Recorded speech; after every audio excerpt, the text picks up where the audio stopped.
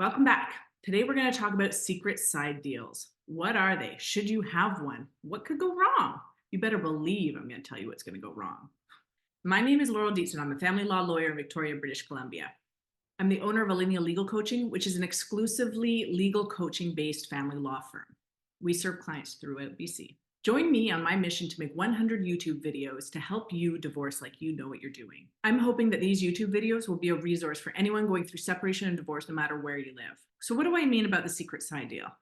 Well, when I'm meeting with clients, this is how the conversation about these secret side deals often comes up. So we're meeting and we're talking about this separation agreement that they have. They're about ready to sign it.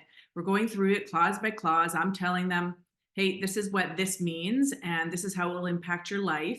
This is a good thing, this is a bad thing, this is a neutral thing, whatever the case may be. And then my client says, oh, yeah, I know. Okay, I know that that's what it says, but that's not what we're going to do. And then I say, oh, please tell me more. And the story comes out. Well, we're just doing this so that he can get the lending for that mortgage, or he can buy me out of this property. But trust me, he's going to take care of me afterwards. Or, oh, we're just putting this on paper so that we can get our divorce, but we're going to do this other thing. And that's my segue into the binding nature of contracts. In every contract, there's give, there's take, and there's payment. In every contract, there will be consequences for not following what the contract is. So there are consequences, usually financial, for breaching a contract. When you have a secret side deal, you don't typically have anything in writing to prove what was agreed to. The only proof of what was agreed to is what was in that written agreement. Maybe you have emails, maybe you have texts. It's sometimes very even unclear whether or not there was any give or take or payment. What is recorded in the separation agreement tends to be the give, the take, and the payment. Typically, in these situations where I see secret side deals, what you have is one person accepting less payment for something than what they think they're accepting. So the side deal is, I'll pay you more later when I have it, but I just need this lending now. So all I can give you is this amount because that's what the lenders see. If you're actually, the shoe is on the other foot, oh, I just need you to agree to pay this amount of child support that is extremely high, or this amount of spousal support, but you don't actually have to pay me. That's just for the lenders or for someone else to see. And once this is signed, we're not going to do that. Well, what is in that agreement, that written agreement, is going to be what is enforceable, because that is what is easily proved. So yes, you might talk to some lawyers who can say, oh, well, we can prove the binding nature of that verbal agreement. That will come down to what he said or she said and who is more believable. That can be extremely challenging, and you don't want to set yourself up for all those legal fees that come with having to prove a verbal or an unwritten agreement. The easiest thing to prove is going to be that written agreement. And if the side deal was, I'm not going to make you follow that agreement, well, sorry. If that person who has your signed agreement in, their signed documents where you have agreed to pay a certain amount, or you have agreed to do something, but they've told you, oh, I'm not going to actually make you do it. Well, I'll tell you what, after the fact, they could take that agreement to court. They can get a court order to force you to do what is in that agreement. Or if you're on the side where you're giving up something for less payment, then you don't have anything to take to the court to say, hey, hang on, he actually said he was going to give me this amount of money. It says, well, right there in the contract, you knew the value of what you were signing away, and you signed it away anyway. I don't know that, this verbal agreement one, maybe they'll say, no, we never had an agreement. Don't know what she's talking about. Who knows if that will be an enforceable contract. So long story short, no good can come from secret side deals. Secret side deals are built on fairy dust and promises. Do not trust them. If it's not written, it's not enforceable. And if it's not enforceable, you have nothing to smack over their head when they stop doing or don't do what they said they were going to do. Now, the thing about secret side deals is they often involve you signing away on paper and legally some right you have to something, whether that might be child support or ownership in a property, ownership in a corporation, whatever. Once you sign that written agreement, you've signed away something on the promise that, that person's going to come through for you later.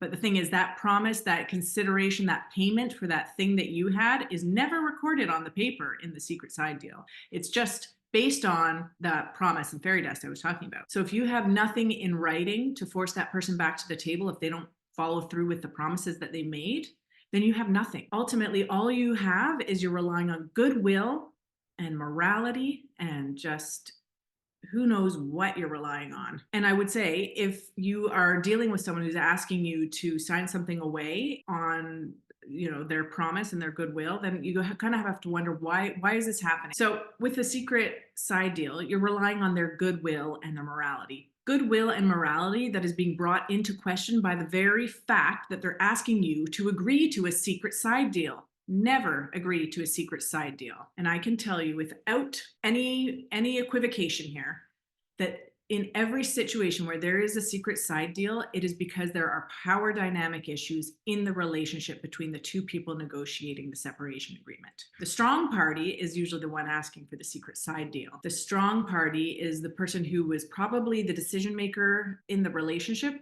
and they're also the ones with the majority of the money or access to money and financial resources. And they tend to be taking advantage of the person who was not used to making the decision, who usually agreed to whatever decisions the more powerful party set out. And they're also the party who has less access to financial resources. If you want to be smart about it, but you're not sure what's going on, you want to believe in the goodwill and the best of all humankind, that is really wonderful, and I applaud you for that. And I also like to think the best of everybody.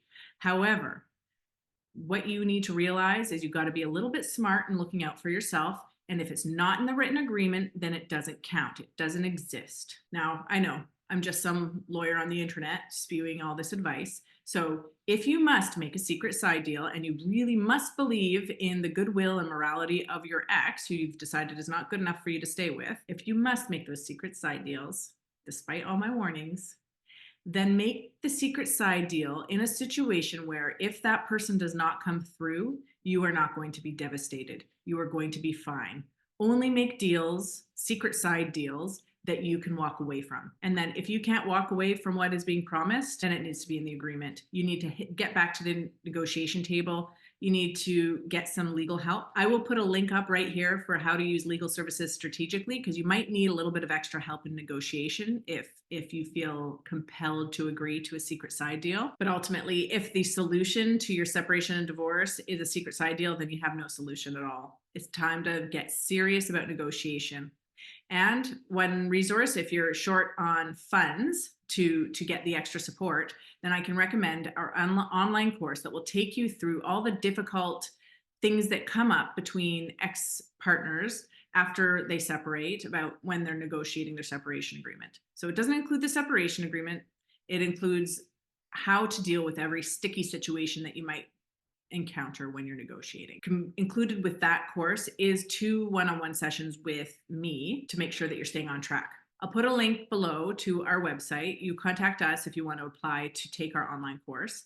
If you are a good fit for it and we know that you'll be able to make some progress with it, then we'll sign you up for that. If you're struggling with communication with your ex, it's getting a little bit hot or otherwise challenging, I will put a link in the description for our communication guide, which can be purchased from our website. It's called Holding Your Own: How to Communicate with Your Toxic Ex and Come Out on Top. If you follow the pointers I give in that communication guide, I guarantee you're going to be making some better progress, and you're going to start seeing where the real fractures in the relationship are and how you can get across them to get to a resolution. Anyway, this has been fun. I love talking about secret side deals.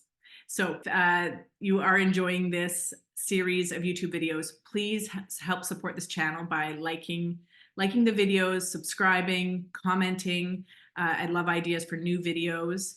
And if I see that lots of people are watching and following along, then I know that I am creating a useful resource. And that's the whole point, is have a treasure trove of information that is freely available to anyone, anywhere, who can use it when they're going through this really difficult time. All right, thanks. See you next time.